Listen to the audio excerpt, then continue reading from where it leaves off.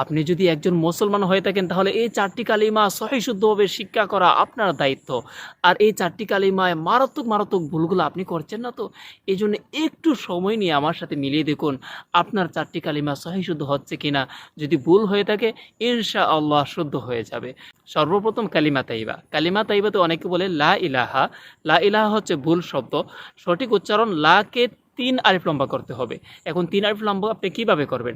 ধরুন 3টা বন্ধ আঙ্গুল, 3টা বন্ধ আঙ্গুলকে আপনি স্বাভাবিকভাবে করলে যত সময় লাগে তত সময় হচ্ছে 3 আলিফ লম্বা করার পরিমাণ। এই জন্য লা ইলাহা বলতে হবে, ঠিক আছে? এরপরে লা ইলাহা বলার পর অনেকে বলে কি ইল্লাল্লাহু। ইল্লাল্লাহু হবে না, হবে ইল্লাল্লাহু। লেল না, লাল হবে, ইল্লাল্লাহু।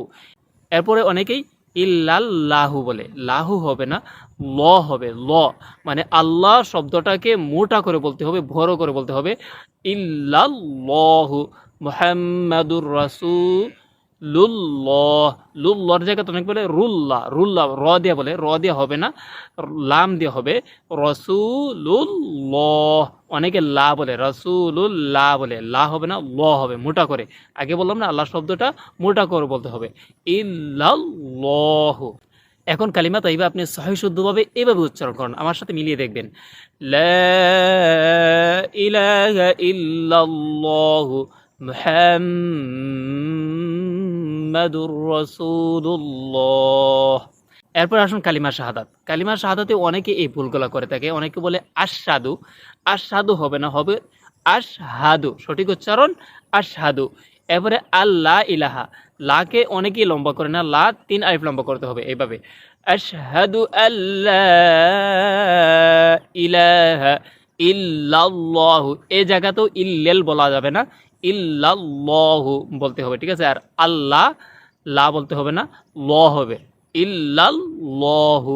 এরপরে ওয়া আশহাদু। ওয়া আশহাদু না, ওয়া আশহাদু আন্না মুহাম্মাদান। মুহাম্মাদান, অনেকে বলে কি মুহাম্মাদান, মুহাম্মাদান না, মুহাম্মাদান গুন্না করতে হবে।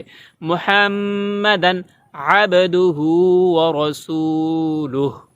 ওয়া রাসূলুহু বললে হবে, ওয়া রাসূলুহু বললেও হবে, সমস্যা নেই। এখন কালিমা শাহাদাত আপনি সঠিকভাবে উচ্চারণ করবেন এইভাবে আমার মতো। আশহাদু আল্লা ইলাহা ইল্লাল্লাহু ওয়া আশহাদু আন্না মুহাম্মাদান আবদুহু ওয়া রাসূলুহু। কালিমা শাহাদাত কিন্তু দুইভাবে পড়া যায়। ওয়াহদাহু লা শারীকা লাহু সহ বলতে পারবেন, আবার চারাও বলতে পারবেন।